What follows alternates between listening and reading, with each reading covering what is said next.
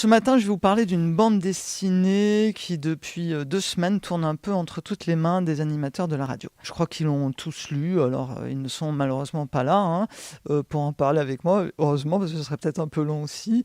Mais j'ai eu quelques retours clairement positifs, donc voilà, c'est le moment de vous en parler. Cette bande dessinée a pour titre Sous terre. Le scénario comme le dessin sont l'œuvre de Mathieu Burnia, accompagné par Marc Sellos, biologiste de son état, spécialisé en botanique et mycologie. Alors la mycologie, pour information, étant la science qui étudie les champignons. C'est une histoire mi-science-fiction, mi-humour, avec des protagonistes qui vont découvrir les tréfonds de notre terre. Je vais vous parler de l'auteur et nous aborderons ensuite le livre après une petite pause musicale.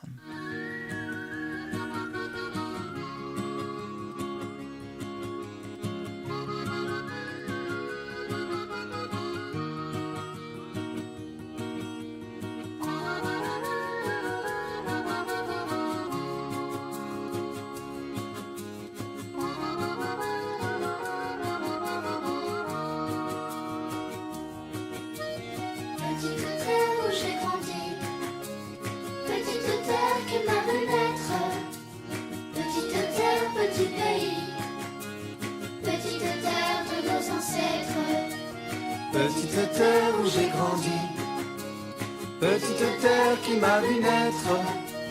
Petite terre, petit pays, petite terre de nos ancêtres.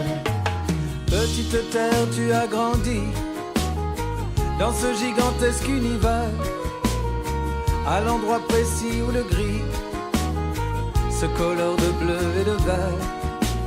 Que fais-tu là, c'est incroyable. Petite fleur en plein désert, et nous voilà dans cette fable, enfants de la terre nourricière. Petite terre où j'ai grandi, petite terre qui m'a vu naître. Petite terre, petit pays, petite terre de nos ancêtres.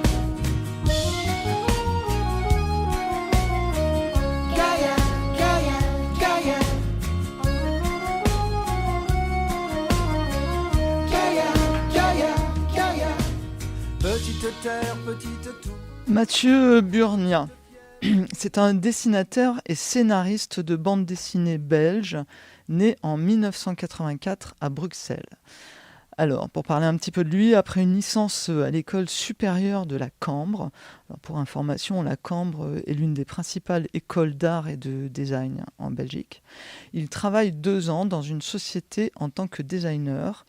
Il fait à cette époque de nombreux voyages en Chine pour son entreprise, et de ces voyages, il va rapporter nombre de souvenirs et surtout d'images qui seront les bases de ses premières créations. Il est aussi passionné de gastronomie et de science. Comment allier les deux tout en travaillant pour une entreprise qui lui prend beaucoup de temps?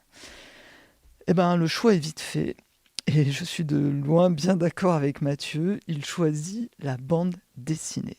Quelle belle idée, car à la suite de cela, Mathieu Burnia va pouvoir, avec bonheur et pour notre plaisir, donner vie à ces 2 passions qui sont, je vous le rappelle, c'est important, la gastronomie et la science. En réalité, on verra plus tard, la physique quantique. Pas la science, c'est la physique quantique. Bon, alors personnellement, vous me dites physique, je comprends, vous rajoutez quantique, je suis carrément perdu. Donc je suis allé chercher sur Wikipédia et j'ai trouvé ceci, je vous le lis. La physique quantique est l'appellation générale d'un ensemble de théories physiques nées au XXe siècle qui décrivent le comportement des atomes et des particules et permettent d'élucider certaines propriétés du rayonnement électromagnétique. Ouais, vous avez compris, oui, non, moi non, j'avoue, et je me suis dit, mais comment un dessinateur peut-il aborder la gastronomie et la physique quantique sans y perdre son latin? Elle était facile, celle-là. Rien de plus simple pour Mathieu Burnia. Il prend son téléphone et se fait seconder par une pointure, en l'occurrence pour notre bande dessinée de ce jour, Marc-André Solès, spécialiste en botanique et mycologie. C'est pas vraiment la physique quantique, mais nous y reviendrons. Mycologie, et oui, j'imagine bien qu'à faire cuire sa petite omelette de champignons, Mathieu Burnia, en bon passionné de gastronomie et de science, a cherché à comprendre le pourquoi du comment de la venue de ces petits champignons, qu'ils soient de Paris ou d'ailleurs. Là, que font-ils dans sa poêle? Et il va nous l'expliquer dans sa BD plutôt bien, franchement très très bien. Mais nous y reviendrons sous terre quand le moment sera venu. Continuons avec notre protagoniste, dessinateur et scénariste. En 2012, première bande dessinée Shrimp. Il nous parle de crevettes aux confins de la galaxie. Non, ce n'est pas ce que vous pensez, les crevettes ne nous envahissent pas, c'est juste un restaurateur qui se perd en cherchant les plus grosses crevettes de la Terre. Ah bah non, de la galaxie. En 2014 sort La Passion de dos d'un bouffant, une bande dessinée librement mais excellemment adaptée du livre au même titre de Marcel Rouff. Puis vient Le mystère du monde quantique. Nous y voilà, co-scénarisé avec le physicien Thibaut Damour. Dans cette BD, on part à la rencontre de ceux qui ont théorisé et créé la physique quantique. Et oui, je ne l'ai pas lu. Sinon, bien sûr, j'aurais au moins pu éviter de vous lire un passage Wikipédia pour vous en expliquer le sens.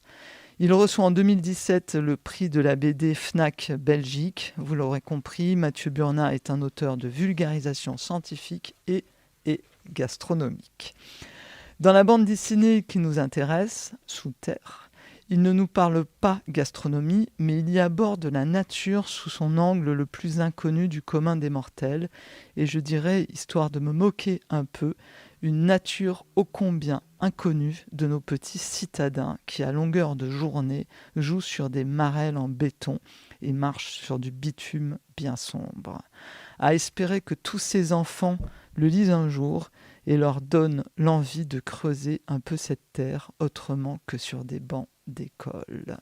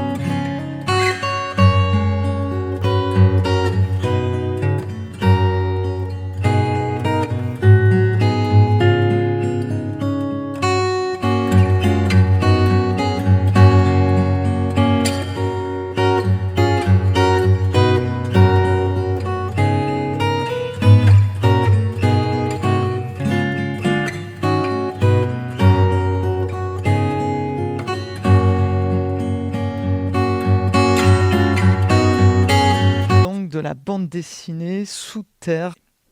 C'est l'histoire d'Hadès. Hadès est fatigué. Vous connaissez Hadès ? Alors Hadès, c'est le dieu des enfers. En fait, pas vraiment. Dans la mythologie, la vraie mythologie, pas celle de Walt Disney, donc dans la vraie mythologie, Hadès règne sous la terre. C'est tout. Voilà, il règne, c'est un roi sous la terre. Ensuite, un dieu, que dis-je, un roi. Et on en a fait le dieu de l'enfer, car l'enfer, c'est la terre, on préfère le bitume, c'est plus propre, etc., etc. Oui, enfin bon, voilà, je m'évade, vous l'aurez compris. Revenons à notre bande dessinée. Après des millénaires à régner sur le monde souterrain, le dieu des enfers, de la terre donc, décide de passer le flambeau. Son but, faire prendre conscience à ceux qui vivent à la surface de la terre de l'importance de la richesse réelle du sol sur lequel ils marchent et qu'ils sont en train de détruire. Il envoie donc une petite annonce aux humains. Il les invite à se présenter à la porte 23 du monde des morts pour un entretien. Il est à la recherche de son successeur, qui deviendra, lui, immortel. Il aura d'incommensurables richesses et régnera en maître sur le vaste territoire des enfers. Mais attention, Hadès n'est pas un enfant de cœur, et il n'entend pas laisser les clés de son royaume au premier venu. Parmi les candidats à sa succession se présentent Suzanne et Tom, qui chacun, pour des raisons que nous découvrirons au long de leur périple, décident de se lancer dans cette course à la succession. Mais voilà, ce n'est pas un entretien d'embauche classique, c'est une succession d'épreuves au cœur de la terre, au cœur de l'enfer. Mais vous connaissez l'enfer ? Connaissez-vous vraiment l'enfer ? Connaissez-vous la terre ? Connaissez-vous cette vie qui grouille sous vos pieds dans les entrailles de ce monde souterrain ? Pour réussir, les candidats devront découvrir 5 cartes, un passeport, un permis de passage pour l'épreuve suivante, un jeu pas vraiment. Un apprentissage de la vie, de la terre à la vie. Un seul gagnera, celui ou celle qui sera capable de le voir au-delà des préjugés et de comprendre les véritables enjeux de ce monde invisible, enfoui, qu'est notre terre.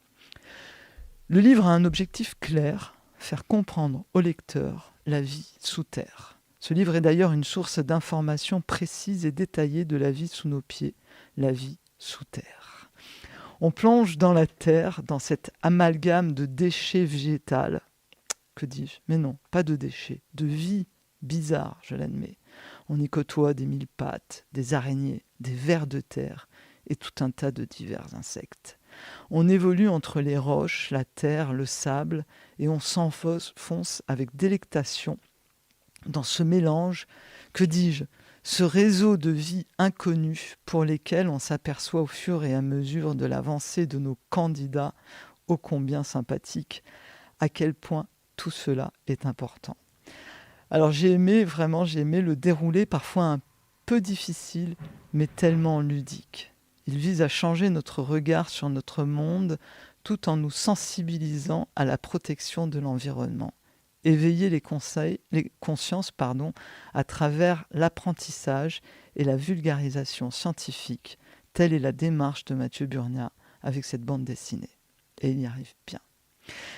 Le graphisme, comme l'histoire, réussit le tour de force de faire passer des notions complexes avec humour et attrait. Les différents cycles de l'eau, l'azote, etc., par exemple, sont montrés avec un dessin brillant, vraiment brillant et attractif. Les couleurs sont jolies, je dirais admirables de précision et amènent même parfois une certaine poésie. Alors voilà, c'est un excellent album de vulgarisation scientifique, mais pas que. C'est un album de bande dessinée humoristique et très très sympathique. Sous terre est un ouvrage que je vous recommande si vous souhaitez élargir vos connaissances de la Terre et mieux comprendre l'importance cruciale de la santé des sols sur notre environnement. Comprendre et apprendre à quel point la vie sous terre est importante pour la vie sur Terre.